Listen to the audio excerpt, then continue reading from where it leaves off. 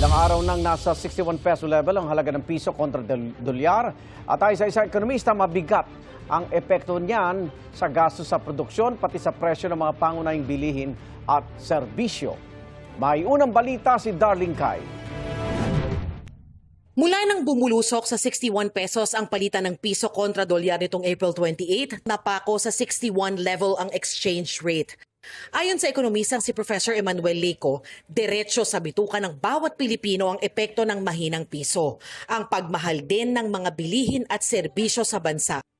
Maaari na po nating asahan na pagpunta natin po sa mga palengke, magtataasan na po ang presyo ng ating pong mga produkto.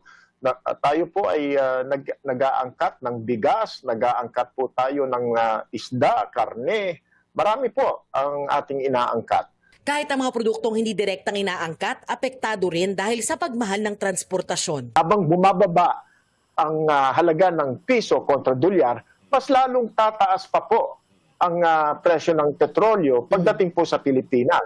Sa Quezon City, nagsitaasan na ang presyo ng gulay, karneng baboy at manok, pati isda at ibang seafood. Matumal tuloy ang benta ng mga nagtitinda. Malungkot po. Ganun lang po. Dahil maliit lang kita namin, ganun. Bawasan. Idinahilan din ng Meralco ang mahinang piso sa taas singil na 53 centavos kada kilowatt hour nitong Abril. Po, napakamahal ngayon din ng bilhin, pagtaas ng mga kuryente.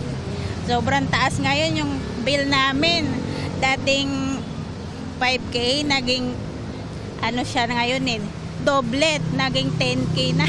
Tatlong beses, dalawang beses ka na lang kakain mo. May kape ka na lang. Tanghalian na lang. Sabi rin ng Philippine Food Processors and Exporters Organization Incorporated, mas mahal na rin ang production cost o gasto sa paggawa ng mga produkto. Actually, lahat kami hirap Base ang cost mo ng production, siyempre mahina yung hindi agad tinatanggap ng international buyers natin compare ka sa other countries. Kung yung cost nila mas mababa, siyempre hindi na tayo competitive. Dagdag ni Leco, patuloy ang pagdaos-dos ng piso at pagtaas ng halaga ng dolyar dahil sa dami ng mga produktong kailangan pang bilhin mula sa ibang bansa.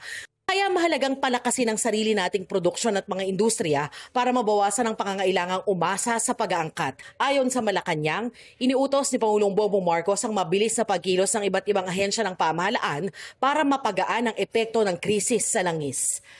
Ito ang unang balita. Darlene Kai, GMA News.